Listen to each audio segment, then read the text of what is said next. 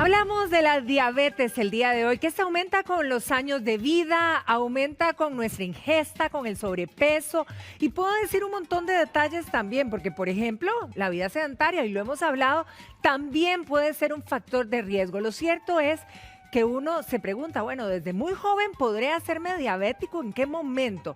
Esto vamos a examinarlo de la mano del experto. Está con nosotros hoy el doctor Alonso Acuña. Doctor, muy buenos días. Muy buenos días a todos. Gracias por tenerme aquí. Doctor, si verdaderamente uno, ¿verdad?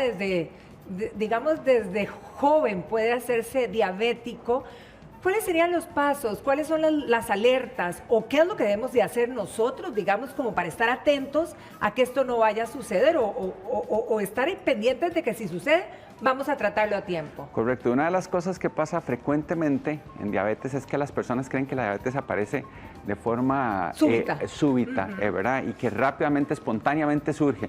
Realmente la diabetes tiene un proceso, de tal manera que cuando hablamos de diabetes tipo 2, esta es la forma más frecuente de diabetes. Se habla que un 90% de los diabéticos son de este tipo y es la que le da a la mayoría de los adultos. Tienen 5 años de problemas de mal control de su metabolismo del azúcar antes de manifestarse como diabéticos o empezar a presentar síntomas.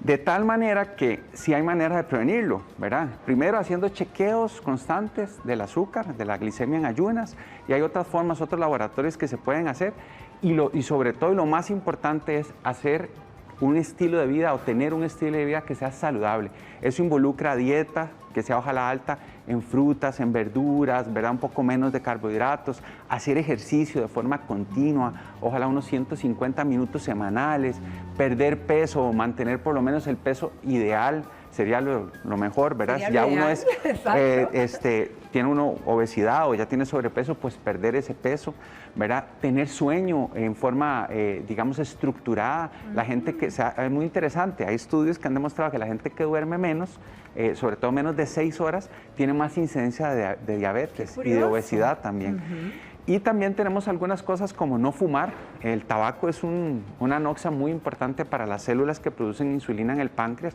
y las va dañando, y esto acelera el proceso eventualmente de diabetes, y así con muchas otras condiciones que podemos hacer para prevenir la aparición de esta enfermedad. Ahora, doctor, si hablamos, por ejemplo, de que nosotros nos vamos y nos hacemos los exámenes necesarios, ¿verdad? Y digamos que los niveles estén ahí como en el limbo ya de preocuparnos, e incluso que salgan algunas lucecitas ahí de alarma, ¿cuál sería el paso a seguir en este caso? Esa es una excelente pregunta. Realmente esto pasa muy frecuentemente. A eso, el control de la glicemia en una persona normal debería estar entre 70 y 100 miligramos por decilitro en ayunas, y ayunas de 8 horas más o menos. Si pasa ese corte de 100 y pasa muy frecuentemente, a eso le llamamos glicemia inadecuada en ayunas, que puede andar en 105, en 108, pero no más de 126. Y digo 126 porque si esto se cruza por arriba de 126, entonces empezamos a tener lo que ya llamamos una diabetes, sobre todo si es más de 2 veces ese corte. Y ni qué decir si el paciente ya tiene más de 200 y tiene síntomas además. ¿Cuáles síntomas, verdad? Si tiene además síntomas, por ejemplo, como lo que es ya tener, por ejemplo, lo que es poliuria, que eso es orinar mucho, polidipsia, que es tomar mucha agua, que la persona eventualmente siente estos síntomas, eso ya definitivamente nos orienta a que hay una diabetes y que el paciente probablemente ahí no tiene que hacer ni siquiera estudios subsiguientes, sino que ya inmediatamente puede empezar un seguimiento y un tratamiento como diabético. Ahora, aquellos pacientes y aquellas personas que tienen el azúcar solo por encima, que hablábamos que se llama glicemia inadecuada en ayunas, deben de estar haciendo chequeos continuos. Y podrían hacer el chequeo 3 a 6 meses después para ver cuál es el comportamiento de esta glicemia en ayunas, o bien eventualmente buscar hacer un chequeo con algunos otros métodos. ¿Y qué otros métodos tenemos? Bueno, tenemos el método que es la curva de glucosa, que es básicamente que la persona en ayunas tiene un primer control, y 2 horas después de la comida o después de tomar azúcar, ¿verdad? Unos 75 gramos, se le vuelve a hacer un control a ver cuál es la respuesta del cuerpo a la carga, al reto de lo que es la parte de carbohidratos. O bien podemos hacer un examen que se llama hemoglobina glicosilada, que algunos probablemente televidentes ya han escuchado, sobre todo los diabéticos. Esta es una forma de controlar diabetes y lo que nos dice es cuánto azúcar se unió a la hemoglobina de la persona y nos da un promedio del azúcar de los últimos 3 a 4 meses. De esa forma nosotros podríamos también ir viendo esto ya. Doctor, aquí tenemos precisamente unos márgenes, ¿verdad?, de los niveles de glucosa en un examen, que ahora usted bien lo estaba comentando, como para tenerlo claro, ¿verdad? Cuando uno realmente se hace los exámenes, ¿en qué promedio debería estar como para estar tranquilo? Ok, una persona saludable debería estar siempre entre 70 y 100, ¿verdad? Entre 70 y 100 debería estar aquí en este primero. Aquí le ponen a veces hasta 110, pero realmente debería ser hasta 100. Entre 110 y 126, a eso lo llamamos prediabetes. Ajá. También tenemos lo que es la carga, ¿verdad? Y la carga es un poquito diferente, eso es de 2 horas después de comer, aquí lo pueden ver, y debería estar menos de 140, ¿verdad? Entre 140 y 200, a eso llamamos también prediabetes. Esa es la famosa prueba de curva que estamos hablando. ¿Okay? Ahora, ¿qué siente la gente, digamos, cuando los niveles de azúcar se le suben de esta manera? Cuando ya suben por arriba de 200 y casi siempre nosotros estamos hablando que alrededor de 180 es donde empezamos a tener ya un umbral, y ese es el umbral que tiene el riñón, que ya no logra manejar lo que es el azúcar a nivel renal y empieza a botar azúcar por el riñón. Entonces la persona empieza a orinar más. Como el azúcar no puede ir, digamos, en forma granulada, tiene que ir con agua, jala el agua y la persona empieza a orinar más. Claro, por eso dicen que es un síntoma, ¿verdad? Es un de síntoma. que uno orina mucho. La poliuria, la nicturia, tener que ir en la noche a orinar, ¿verdad?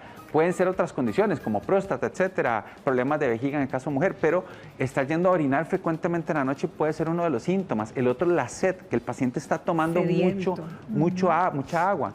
Y ya más avanzado, que no es lo ideal, porque cuando estamos hablando que ya estamos en estos rangos, es que ya el paciente probablemente su metabolismo se ha alterado tanto que entra en lo que se llama catabolismo, o sea, no tiene la capacidad de, digamos, guardar ese azúcar y otros diferentes nutrientes y empieza a perder peso. Entonces, cuando ya un paciente por glicemias altas empieza a perder peso, eso es un mal signo en el sentido de que probablemente está muy descompensado. Híjole, ok, que con glicemias muy altas empieza a perder peso. Sí.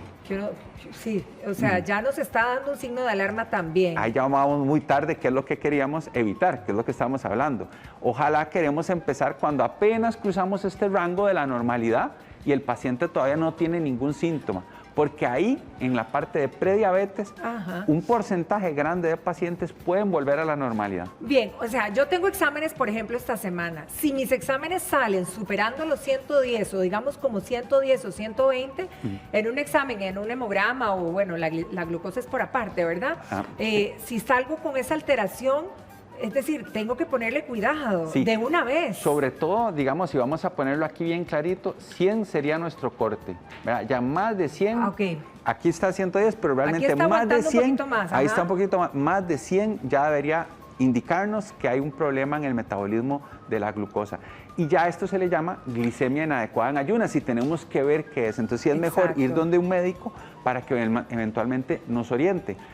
Esto se puede repetir y muchas veces un porcentaje grande, como les decía, de estas personas normalizan eso en el futuro, otros siguen siendo prediabéticos y otros ya avanzan hacia diabetes. Y hay condiciones que nos indica qué persona tiene más riesgo, ¿no? La persona obesa, la persona sedentaria. Los factores de riesgo que mencionaba anteriormente. Claro, vean algo muy importante, ya nosotros los costarricenses tenemos que partir del hecho que tenemos una etnia que predispone a la diabetes. Los hispanos, los asiáticos y los negros tienen más riesgo que los blancos.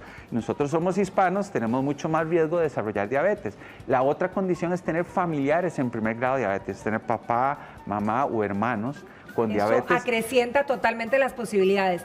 Si nuestro margen sale en este rango, ¿hay que repetir el examen o hay que hacer un examen diferente, digamos, más exhaustivo antes de...? En ese momento podría hacerse el reto, la curva que estamos hablando de 2 horas después de comer, 2 horas postprandial. Podríamos hacer esta que se llama hemoglobina glicosilada. ¿Ese cuál es? También se conoce en los laboratorios, aquí como estas siglas. Hemoglobina A1C. La hemoglobina A1C es cuánto azúcar se pega a la sangre de la persona, a la hemoglobina de la persona. Normalmente todos tenemos azúcar que se pega, ¿verdad? Porque tenemos niveles de azúcar normales y entonces tenemos un porcentaje de ese azúcar que se adhiere a la hemoglobina.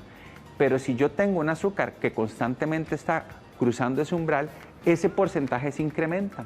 Entonces me puede decir que el paciente está o ya en diabetes o está en prediabetes. Lo normal es que sea menos de 5.7, ¿verdad? Por ciento. Pero si está entre 5.7 y 6.5, estamos en prediabetes. Si ya está más de 6.5, ya estamos hablando que ese paciente es diabético y no lo sabía. Y esta es una forma temprana de hacer diagnóstico, ¿verdad? Y muchas veces el paciente ahí no tiene síntomas aún. Ahora que usted comentaba que si la familia, que eso quizá nos hacía más propensos o todos estos factores de riesgo, ¿verdad? ¿Hay manera hoy por hoy de saber que yo voy a desarrollar una diabetes con algún tipo de examen, doctor?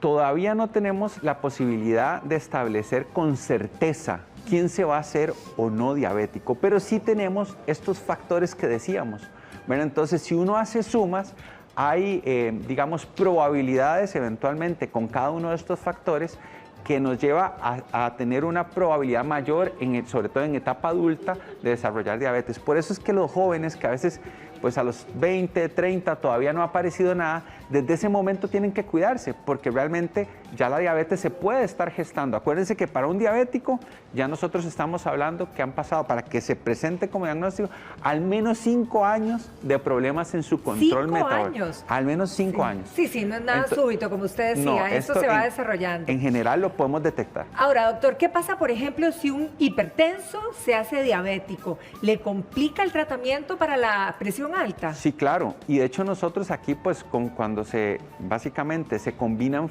condiciones de enfermedades crónicas, que ustedes hablaban en otro segmento, las enfermedades crónicas cuando se aglomeran nos generan una serie de riesgos enormes, ¿verdad? Entonces nos generan riesgos para la parte cardiovascular, nos generan riesgo para eventualmente la parte ya microvascular, o sea, los pequeños vasitos, eso lo vemos en riñones, en nervios periféricos, en ojos, ¿verdad? Y lógicamente que un diabético que es hipertenso tiene más riesgo, y la diabetes y la hipertensión es una combinación que siempre nos va a generar problemas a largo plazo, sobre todo si no están controladas ambas. Esto realmente se ha visto que los diabéticos tienen más riesgo de hacerse hipertensos, ¿verdad? Entonces, por diferentes mecanismos, ya que el diabético presenta, entonces el diabético, una vez ya diagnosticado, tiene que estar pendiente también de diagnosticar tempranamente su hipertensión para que esta no le genere problemas. Ahora, doctor, ¿hay posibilidades de que una persona, ahora que usted decía que de repente le hace a alguien el examen y se da cuenta en ese momento que era diabético de la nada? Bueno, de la nada no, está gestando esos 5 años, hace 5 años en su organismo. Pero entonces esa persona, por ejemplo, o sea, uno puede estar siendo diabético y no darse cuenta. Correcto. Eso, como les decía, la mayoría de los diabéticos, de hecho, en un buen sistema de salud y en unas buenas chequeos médicos deberían diagnosticarse cuando todavía no han presentado síntomas. Claro. Cuando ya el paciente está con esto que hablábamos, de que orina mucho, de que tiene mucha sed, de que está yendo al baño constantemente durante la noche o que eventualmente empieza a perder peso, problemas visuales también, que ¿verdad? Eso ya nos está hablando de glicemias muy elevadas, arriba de 200 usualmente, y esto es un paciente que ya está más bien muy avanzado y eso es lo que no queremos. Más bien queremos que el chequeo sea continuo para que nosotros podamos eventualmente identificar las condiciones o la presentación de la patología antes de que sea muy tarde y nos genere eventualmente complicaciones. Complicaciones que son las que vemos en esta pantalla, ¿verdad? Que me gustaría que me las especifique un poco, doctor, pero entonces rápidamente, esas luces de alarma, ¿verdad? Mucha sed, mucha orinadera, mucho... por ejemplo, el perder peso, pérdida también cambios peso visuales, que la persona nota como que la visión es borrosa, ¿verdad? Y lógicamente está yendo a orinar frecuentemente durante la noche también, ¿verdad? Eso se llama nicturia, también eso puede ser una alarma. ¿Cuáles son las alteraciones o complicaciones de la diabetes en los diferentes órganos, doctor? Bueno, nosotros en diabetes podemos dividir un poco las cosas en lo que son los vasos sanguíneos más grandes y aquí involucramos sobre todo estos dos, lo que es la parte, de ataque al corazón, o sea, lo que es infarto, ¿verdad? Y lo que es un evento cerebrovascular, que se conoce como ictus, un derrame, lo que la gente conoce como derrame. Estas dos condiciones obedecen a obstrucción de los vasos sanguíneos más, digamos, grandes, se podrían decir medianos, y casi siempre se debe a una combinación de la diabetes, que por sí sola ya muy aterogénica, o sea, genera mucha aterosclerosis, Claro, claro. pero que también usualmente el diabético, como lo hablamos, es una persona obesa, sedentaria, entonces suma factores, a veces fuma, a veces tiene problemas de colesterol, porque además los diabéticos más frecuentemente tienen problemas de colesterol, tiene hipertensión, entonces se suma. Y esta es una de las manifestaciones. De hecho, algunos diabéticos, desgraciadamente los diagnosticamos hasta que presentan un infarto algo de miocardio. Híjole. O hasta que presentan un evento cerebrovascular. ¿Hasta qué punto, doctor, por ejemplo, esto que oímos tanto y lo hemos hablado aquí en el programa del pie diabético, que uno diría, ¿el pie diabético es por un mal cuidado de la diabetes? O digamos, puede aparecer tempranamente y esto darnos la alarma. Cuando ya aparece, realmente ya está avanzada la diabetes. De hecho, cuando aparece cualquiera de estas complicaciones, ya estamos en problemas. Tengo ratos de ser diabética. Cuando aparecen estas otras complicaciones, ¿verdad? Lo que es la parte de daño a las neuronas, ¿verdad? Que son estas en las piernas, o daño en la parte de los vasitos sanguíneos más distales, también como en el pie diabético, o eventualmente del ojo, ya en la retina, o del riñón. Usualmente esto estamos hablando que el paciente lleva muchísimos años, no solo de ser diabético, sino de tener un mal control. Porque un diabético puede tener muchos años de ser diabético, que si tiene un buen control, la complicación, eso está claramente demostrado en estudios científicos, la complicación sobre sus órganos es muchísimo menor. Así que todo está también en que ya una vez diagnosticada la diabetes tenga un control oportuno y adecuado. Exacto, éxito en el diagnóstico temprano y éxito en el tratamiento. Ahora, cuando ya yo estoy diagnosticada y estoy con tratamiento, ¿de alguna manera puedo revertir los síntomas o revertir algún daño causado por la diabetes? Muy buena pregunta. Los síntomas sí se pueden revertir porque en el momento que controlamos la parte de la glicemia, ya vamos a tener una reversión de esos síntomas. El problema es los daños a órgano blanco. Muchos de estos daños pueden tener una discreta mejoría o podemos frenarlo, pero una vez que se generó daño, ya muchas veces no podemos revertirlo por completo. Entonces, lo que queremos evitar es que se aparezcan, o se presenten, perdón, las complicaciones de la diabetes, en el sentido de que un paciente bien controlado no debería presentarlas o debería tener mucho menos riesgo, no desaparece el riesgo. Siempre ser diabético, por mejor control que tenga, siempre implica un riesgo, pero al tener un buen control, definitivamente, sustancialmente, cae la probabilidad de presentar complicaciones. Entonces sí, revertimos síntomas, pero ya una vez que hay complicaciones ya no podemos revertirlas. Doctora Acuña, muchísimas gracias, de verdad que sí, reflexionar en esto, los exámenes anuales mínimo es lo que debemos hacer para prevenir en nuestra salud. Muchísimas gracias, doctor, feliz semana para usted.